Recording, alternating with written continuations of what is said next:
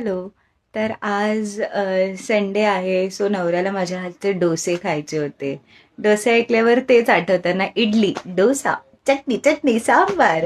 हो, एकदम फुल south Indian type आली, साऊथ इंडियन वाटत होतं मला पण.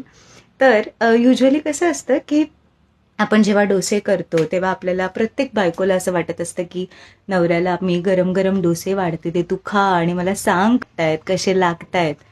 पण मी आज जेव्हा त्याला डोसे करून देत होती माझ्या नवऱ्याला तेव्हा त्याचं काही वेगळंच चालू होतं. त्याने काय केलं, ते डोस्याची प्लेट घेतली आणि किचनमध्ये आला आणि एक एक घास स्वतः खात होता, एक घास मला भरवत होता, एक घास स्वतः खात होता, एक घास मला भरवत होता. मी त्याला बोलली, तू बाहेर जाऊन बस, माझे डोसे काढून झाल्यावर मी येते. नाही नाही, मग तू का थंड डोसे खाणार का?